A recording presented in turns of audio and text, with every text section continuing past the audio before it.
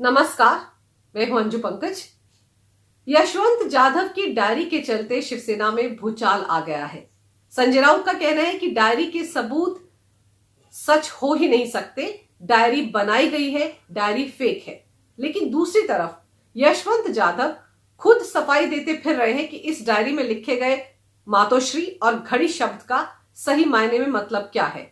लेकिन क्या वाकई बात इतनी आसान है जितनी दिख रही है, या फिर वो तमाम तथ्य जो इनकम टैक्स विभाग ने इकट्ठे किए हैं छापेमारी के दौरान, वो क्या कहते हैं, वो किस तरफ इशारा करते हैं, उनका मतलब क्या है? इन्हीं तमाम विषयों पर चर्चा करने के लिए मेरे साथ इस वक्त महाराष्ट्र के वरिष्ठ पत्रकार सुशील कुलकर्णी जी मौजूद हैं। नमस्कार सुशील जी, बहुत बहुत स्वागत है आपका। नमस्कार। सुशील जी, ये बताइए कि जिस डायरी को लेकर शिवसेना में हंगामा बरपा हुआ है, महाराष्ट्र की सियासत में हंगामा हो रहा है, उस डायरी को तो संजय राउत कह रहे हैं कि तो झूठी डायरी है, बना दी गई है, फेक डायरी है। ये डायरी अगर संजय राउत फेक बोल रहे हैं तो उसके कई कारण हैं, लेकिन संजय राउत के ही इस फेक वाले मामले का जवाब इस तरह से है कि जब डायरी का जिक्र आया और जब डायरी की बात छिड़ी, आईटी के रेड में जो डायरी मिली थी उसमें मातोश्री को कुछ पैसे दिए गए हैं, 2 करोड़ रुपए और 50 लाख की घड़ी, ऐसे कुछ दावे उसमें दावे मतलब लिखा हुआ नजर आया।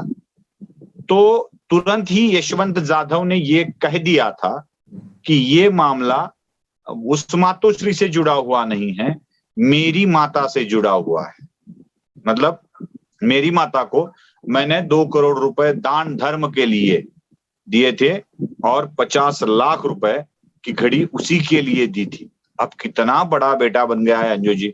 वैसे तो कई घरों में झगड़े लगने वाले हैं, शायद आपकी माँ, मेरी माँ, आपकी सास अपने अपने बेटे से लड़ने वाली है कि देख वो तो 2 करोड़ दे रहा है, तू कुछ भी नहीं दे रहा है मुझे, मेरा उसका बेटा उसको 2 करोड़ रुपए दान धर्म पुण्य कर्म के लिए दे रहा है। तो ये वाला मामला यशवंत जाधव की खुद की कबूली के बाद जब वो खुद कबूलता है कि हाँ मैंने मेरी माँ को दिया था और वही लिखा है, डायरी में यशवंत जाधव ने लिखा है, यह खुद यशवंत जाधव कबूल कर रहा है, तो संजय राउत होते कौन है इसको नकारने वाले?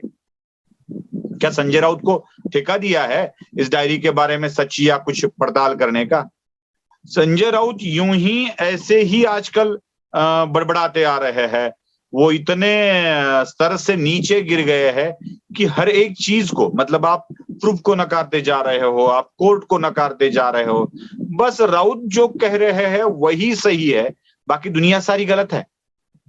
यही राउत का आजकल का स्टैंड दिखाई दे रहा है। तो राउत का ये कहना कि डायरी गलत है, डायरी ऐसी है, डायरी फेक है, बनाई गई है, ऐसी, उन्होंने कहा 2 ही डायरियां मैंने देखी, वो जैन डायरी और एक डायरी ऐसा, उन्होंने कहा कि मुझे बस 2 ही डायरी सुने हैं। ये डायरी वाले कांड सामने आए हैं, सच साबित हुए हैं, ये ऐसा ही कांड है जिसको दिया है, इसका लिखा हुआ है, लेकिन राउत को जो है ना उसमें भी एक अलग कहानी है अंजू जी। सुशील जी, मैं ये जानना चाह रही हूँ कि जो यशवंत जाधव की माँ है वो क्या करती है, और क्या ये इतने बेटे हैं जो करोड़ों उन पे लुटा रहे हैं? दरअसल मैं थोड़ा बैकग्राउंड जानना चाह रही हूँ। ये बड़ा इंटरेस्टिंग सवाल है अंजू जी। यशवंत जाधव ये महाराष्ट्र के कोंकण विभाग के लांजा गांव वाले रहवासी है, लांजा गांव के रहवासी। यशवंत जाधव के माता पिता मुंबई आए, वो जैसे हर कोई कोंकणी आदमी मुंबई में आ जाता है रोजी रोटी के तलाश में, ऐसे ही वो रोजी रोटी के तलाश में मुंबई में आए। उनकी आखिरी तक की, मतलब एक ही नौकरी उन्होंने की, वो है मुंबई में सफाई कामगार की। मुंबई के सड़कों को साफ करना, मुंबई की गंदगी को साफ करना, ये काम यशवंत जाधव के माता पिता करते आए हैं उसी म्युनिसिपल कॉरपोरेशन में, जिसमें उनका बेटा अभी स्टैंडिंग कमेटी का चेयरमैन है पिछले 4 सालों से। उसी मुंबई में ये काम करते आए हैं। इनको मुंबई मनपा की तरफ से एक घर भी दिया गया है, सेंट मेरी रोड पे एक चेंबर बनवाया गया था, एक चेंबर्स बनवाया गया था, एक मकान बिल्डिंग बनवाई गई थी। उसी बिल्डिंग के घर में अभी भी ये माता पिता रहते हैं जो मुंबई के सफाई कामगारों के लिए बनाई गई थी। अब मुंबई की सफाई करने वालों का बेटा, जो मतलब आप एक पत्रकार हो, आपने कई चैनल्स में नौकरी की है, आपके पति भी पत्रकार है, मैं भी पत्रकार हूं, कई जगह नौकरी करके आया हूं। 25 साल 30 साल नौकरी करने के बाद आप एक प्रॉपर्टी खरीद लेती है और गंगा नहाए ऐसे लगता है। मतलब 15 साल तो कम से कम आप किस्त चुकाते हो होम लोन की, कार लेते हो तो और एक किस्त लग जाती है, उसको चुकाते चुकाते 5 साल कम से कम लग जाते हैं। बिल्कुल। आम आदमी किस्त किस्त में जीता है, किस्त किस्त में मरता है। लेकिन ये आदमी जो है यशवंत जाधव 24 महीनों में 36 प्रॉपर्टियां खरीदता है, और वो भी मुंबई में। मुंबई का एक फ्लैट करोड़ में जाता है अंजू जी। वो ऐसे कई फ्लैट वाली बिल्डिंग 36 बिल्डिंगें ले लेता है। तो सोच लीजिए ये व्यवहार कितना होगा।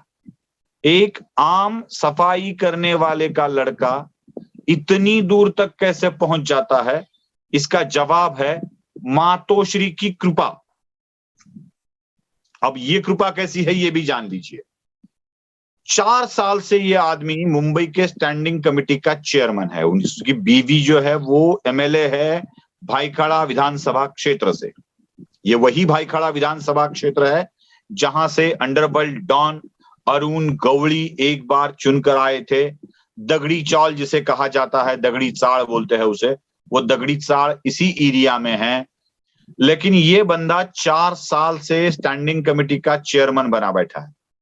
आपको बता दूं कि मुंबई म्युनिसिपल कॉरपोरेशन का हर साल का बजट 45,000 करोड़ रुपए का होता है।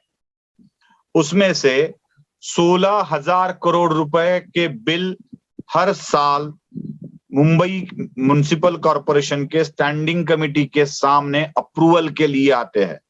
स्टैंडिंग कमेटी का अप्रूवल हो तो ही वो बिल निकलते हैं। इसका मतलब है कि स्टैंडिंग कमेटी के चेयरमैन के पास 16,000 करोड़ रुपए पड़े हुए हैं जिसको उसे बहाल करने हैं। ये बंदा 4 साल से उसी स्टैंडिंग कमेटी को संभाल रहा है। मतलब 64,000 करोड़ रुपए का 4 साल में इसके हाथ से अप्रूवल गया है। बाकी कमिटी मेंबर्स, कमिश्नर, इंजीनियर्स, इन सब की बात छोड़ दे और अकेले चेयरमैन की बात 2% वाली पकड़ के चले। कहीं 5 होता है, कहीं 2 होता है। सुप्रीम अथॉरिटी को बहुत सारे पैसे देने होते हैं, इसलिए उनको कम मिलते हैं। तो 2% की भी बात करें अंजू जी, तो 1 करोड़ में 10 करोड़ में 2% कितने होते हैं? 100 करोड़ में 2% कितने होते हैं? 100 करोड़ में 2% पकड़ लिया तो 2 करोड़ हो जाते हैं। 1,000 में 2% पकड़ लिया तो 20 करोड़ हो जाते हैं। 10,000 में 2% पकड़ लिया तो कितने करोड़ हो जाते हैं? और ये 64,000 करोड़ की बात है। बिल्कुल। तो पैसा आया कहां से, आया कितना, ये सारी बातें आप समझ सकती है कि ये स्टैंडिंग कमेटी क्या महत्व रखती है। एक छोटे से राज्य के वित्त मंत्री या मुख्यमंत्री को जितना पैसा मिल सकता है उतना ही पैसा यशवंत जाधव को मिलता रहा है।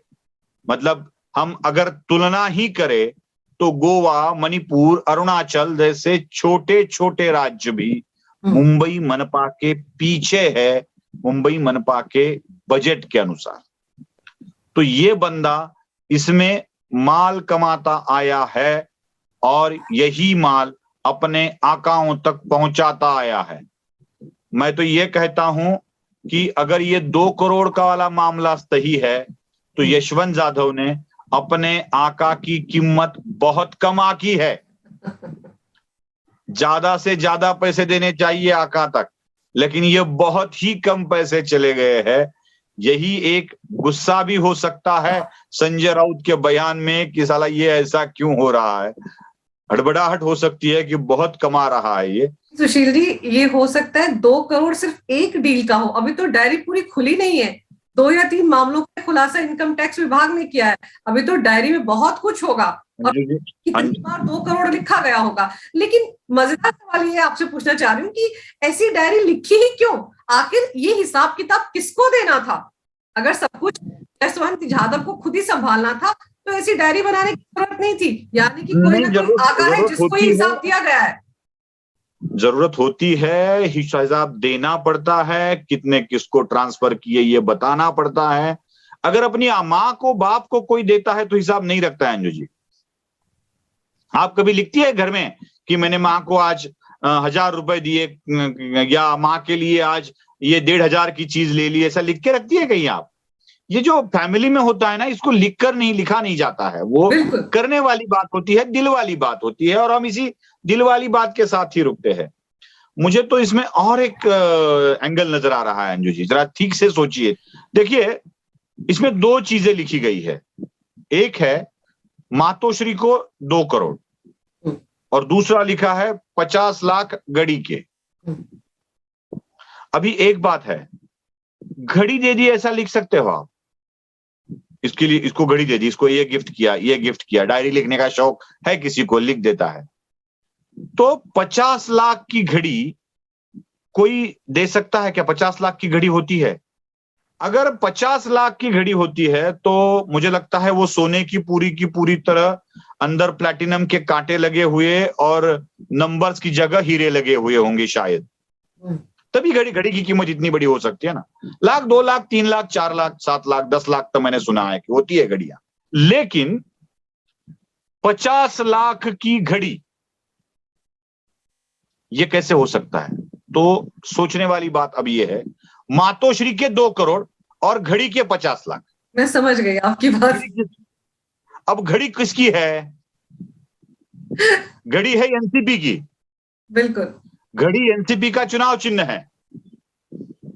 तो शिवसेना को दिए गए 2 करोड़ और एनसीपी को दिए गए 50 लाख, कहीं ऐसा है? अभी इसके भी तार कैसे जुड़ते हैं मैं आपको समझाता हूं। महाराष्ट्र का बजट देखिए आप, आपके प्रेक्षकों ने ये सुना होगा, मैंने भी इसका एक वीडियो बनाया था मराठी में, चतकोर शिवसेना। चतकोर मतलब 1/4, मराठी में चतकोर शब्द 1/4 के हिसाब से आता है। तो महाराष्ट्र का बजट आप देखते हो ना, तो उस बजट में जितने पैसे एनसीपी के विभागों को मिले हैं, उससे 1/4 पैसा मतलब आवंटन हुआ है रकम का, वो 1/4 है शिवसेना के लिए। मतलब एनसीपी को अगर 1 लाख करोड़ मिलते हैं तो शिवसेना को 25,000 करोड़ मिलते हैं, शिवसेना वाले विभागों को।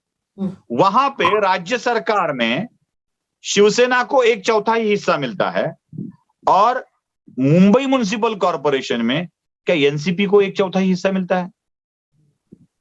2 करोड़ की 1/4 रकम होती है 50 लाख। वहां स्टेट गवर्नमेंट में शिवसेना का रोल 1/4 है, और यहां मुंबई म्युनिसिपल कॉर्पोरेशन में एनसीपी का रोल 1/4 है। ये भी एक तर्क हो सकता है ना? बिल्कुल हो इस सकता है। डायरी के घड़ी का मतलब मातोश्री के 2 करोड़, घड़ी के 50 लाख। ये एंगल से अगर कोई जांच एजेंसियां सुने, देखे, उसकी इंक्वायरी करे, तो मुझे लगता है बहुत कुछ सामने आ सकता है। और संजय राउत की जो बड़बड़ाहट है ना अंजू जी, इसी के कारण है। संजय राउत को गुस्सा क्यों आता है? उद्धव ठाकरे को बोलने के बाद आता है? कभी नहीं। उसको गुस्सा आता है शरद पवार पर बोलने के बाद, एनसीपी पर बोलने के बाद, क्योंकि उसकी उनकी मातोश्री तो यहीं पे लग रही है आजकल, सिल्वर ओक पे ही। बिल्कुल, जो शरद पवार का ऑफिशियल निवास स्थान है, वो सिल्वर ओक ही उनकी मातोश्री लग रही है। आजकल संजय राउत, शरद पवार के ऊपर किसी ने आरोप लगाया तो ज्यादा गुस्सा जल्दी हो जाते। तो संजय राउत का गुस्सा होना, घड़ी का उल्लेख आना, घड़ी का लिखा होना और 1/4 होना, ये सारे तर्क कहीं ना कहीं शिवसेना के साथ एनसीपी को भी कुछ मिला है क्या, इससे जुड़ जाते हैं अंजू जी। बिल्कुल, ये जो एंगल आपने दिया है सुशील जी, ये वाकई गौर करने वाला है, और वाकई इसमें समझ में आ रहा है कि शिवसेना और एनसीपी के बीच किस तरह की सांठगांठ राज्य स्तर पर चल रही है और किस तरह की सांठगांठ बीएमसी में चल रही है। लेकिन मुझे ये समझाइए कि जैसे मैंने शिवसेना के और भी नेताओं को देखा, जैसे प्रताप सरनाईक की बात करें तो वो भी एक ऑटो रिक्शा चालक था, और उसका कद इतना बड़ा हो गया कि आज उसके ऊपर ईडी ने 170 करोड़ का मनी लॉन्ड्रिंग का केस दर्ज किया और अभी करीब करीब 11.5 करोड़ के उनके भी फ्लैट्स जो है वो जब्त किए गए हैं। फिर अगर यशवंत जाधव को देखा जाए तो ये भी कहां से ऊपर आए हैं? तो क्या इस तरह के नेताओं की भरमार है शिवसेना में, या इसी तरह के लोगों को पाला पोसा जाता है ताकि वो आगे चलकर मातोश्री के काम आ सके? ऐसे लंबी लिस्ट बनेगी अंजू जी, लंबी लिस्ट। अनिल परब क्या थे, जरा अनिल परब का वर्तमान काल भी देख लीजिए और भूतकाल भी टटोल लीजिए। आपने प्रताप सरनाईक की बात की थी, प्रताप सरनाईक रिक्शा चलाते थे, चलो ये भी छोड़ दीजिए। औरंगाबाद के संजय सिरसट विधायक है, वो भी क्या रिक्शा ही चलाते थे। मातोश्री पर निर्भर है वो सारे के सारे ऐसे ही गरीब फैमिली से आकर अपना आर्थिक उत्थापन कर चुके हैं। शिवसेना के पास ऐसी लंबी चौड़ी लिस्ट है। उद्धव ठाकरे का असल बिजनेस तो फोटोग्राफी ही है, बाकी क्या है, बाकी क्या करते हैं वो? जरा समझाएंगे कि ये कंपनी उद्धव ठाकरे के नाम है, ये कंपनी आदित्य ठाकरे की नाम है, जिसमें वो कम से कम 1.5-2 करोड़ रुपए सालाना कमा लेते हैं।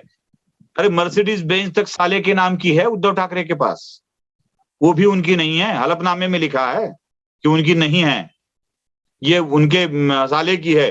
जो श्रीधर पाटणकर का जो नाम अभी सामने आया उनकी है। तो मातोश्री का बिजनेस समझ में नहीं आता है, वैसे ही मातोश्री के सैनिकों का बिजनेस भी समझ में नहीं आता है। ये अचानक कैसे क्या हो रहा है? अभी ईडी के सामने और भी मामले आने वाले हैं अंजू जी, और भी मामले आने वाले हैं। जुहू का एक व्यक्ति है, जो व्यक्ति अभी ईडी के रडार पर है, उसकी इंक्वायरी चल रही है और इसके भी मातोश्री के साथ कनेक्शन आ रहा है। अचानक धन लाभ वाला योग इतने लोगों के साथ जुड़ा हुआ है शिवसेना में कि इनको सबको खोदा अगर जाए, इनकी सबकी असलियत अगर सामने लाई जाए तो मातोश्री हर बार दिक्कत में आ सकती है, हर बार।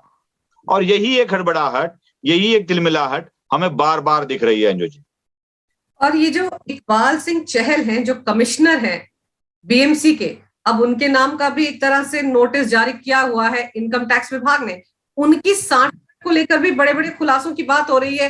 जैसे मोहित कंबोज ने भी आरोप लगाया कि उन्होंने तो विदेशों में बहुत प्रॉपर्टीज बना रखी हैं। तो ये खेल हम ये मानकर चले कि नौकरशाहों और साथ ही साथ जो राजनेता उनके बीच सांठगांठ बीएमसी में भी भरपूर चल रही थी। राज्य के चीफ सेक्रेटरी से भी ज्यादा प्रॉपर्टी इकबाल सिंह चहल की है। राज्य का चीफ सेक्रेटरी के पास जितनी प्रॉपर्टी होती है उससे कई गुना ज्यादा प्रॉपर्टी इकबाल सिंह चहल के पास है। और इकबाल सिंह चहल की प्रॉपर्टी पे आरोप सारे लोग लगा रहे हैं। अगर ये सच हो जाए तो मैं ये करूंगा वो करूंगा, इकबाल सिंह चहल भी बोल रहे हैं। इकबाल सिंह चहल को जानबूझकर मुंबई के म्युनिसिपल कॉरपोरेशन में लाया गया है। प्रवीण सिंह परदेशी पहले काम करते थे, उनको हटाकर उन्हें लाया गया क्योंकि प्रवीण सिंह परदेशी को देवेंद्र फडणवीस ने रखा हुआ था, तो उनको हटाया गया। चहल उद्धव ठाकरे के चहीते थे। ऐसे कई चहीते अधिकारी अलग अलग जगह नियुक्त किए गए हैं जो काम कर रहे हैं। आजकल महाराष्ट्र में ब्यूरोक्रेसी ही काम कर रही है, उन्हीं के साथ काम चल रहा है।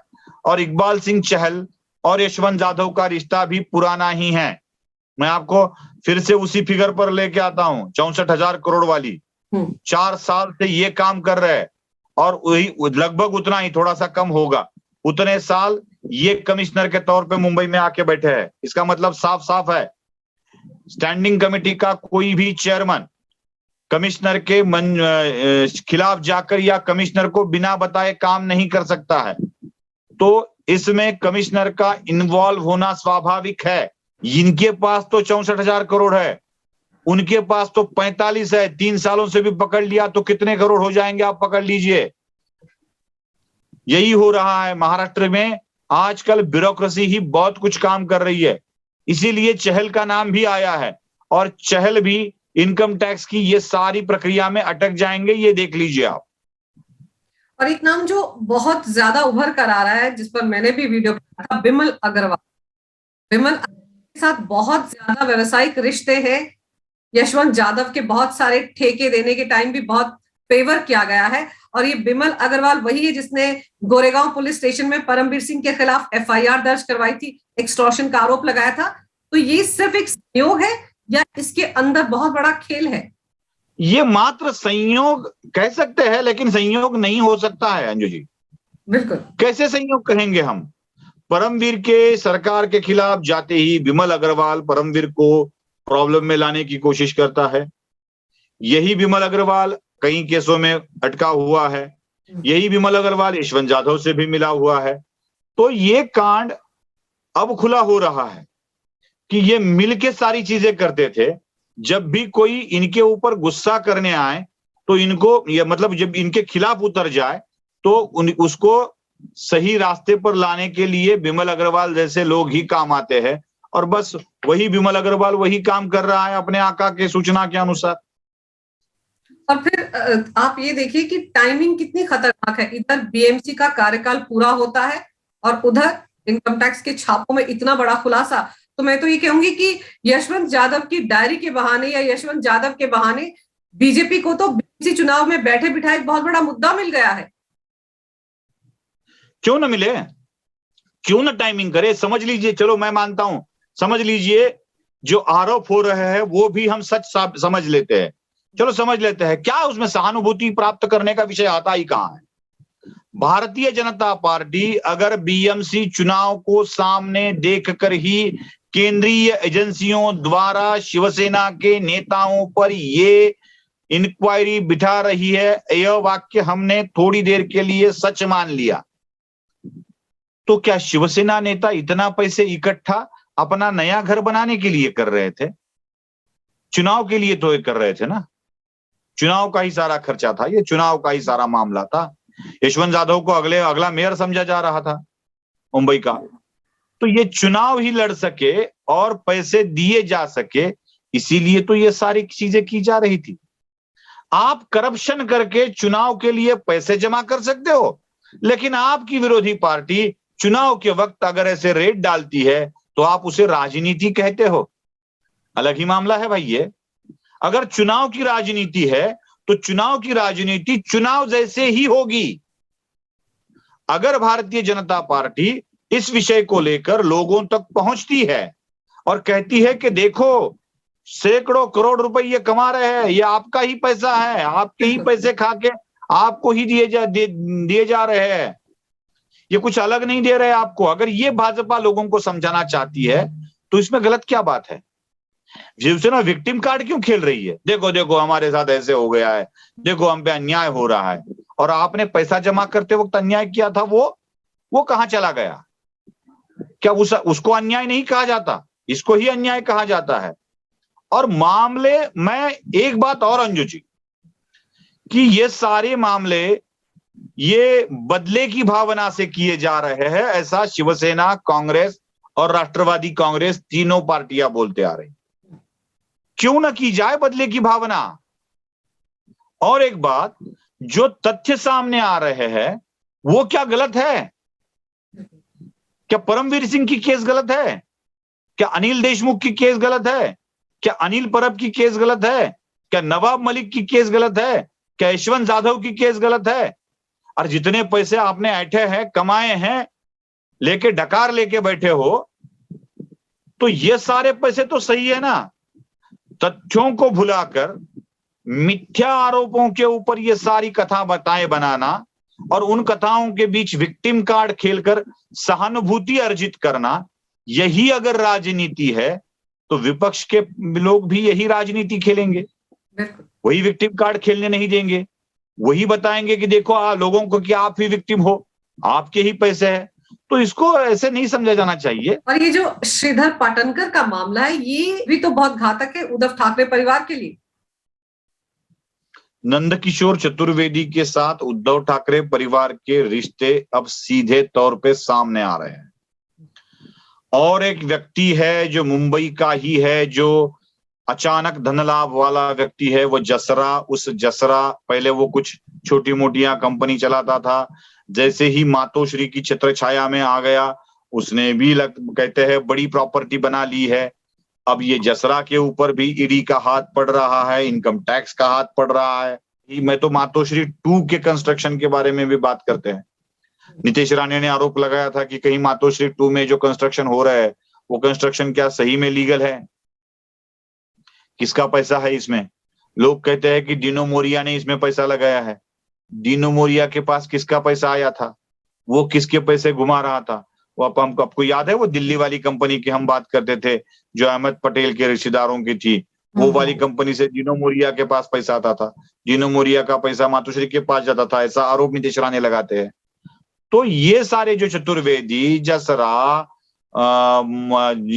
जाधव, ये सारे मामले ऐसे ही है कि जो मातोश्री के आय के स्रोत थे और वही स्रोत आज गले की हड्डी बनने जा रहे हैं। अंजू जी आ रही है सुशील जी, उसमें इतना तो साफ है कि सारी जो निशाने हैं वो मातोश्री की तरफ ही हैं और शिवसेना वाकई बहुत मुश्किल में घिरने वाली है इन सब के चलते। और बीएमसी चुनाव जिस पर शिवसेना हर हाल में चाहती है कि बीएमसी पर उसका कब्जा रहे, वो जो छटपटाहट है कब्जे की, वो इसी वजह से समझ में आ रही है कि क्यों है वो छटपटाहट और क्यों अगर बीएमसी हाथ से छूट गई शिवसेना के तो शिवसेना कहीं की नहीं रहेगी। आपने विस्तार से जानकारी इस मसले पर दी है सुशील जी, उसके लिए आपका बहुत बहुत धन्यवाद। नमस्कार। नमस्कार।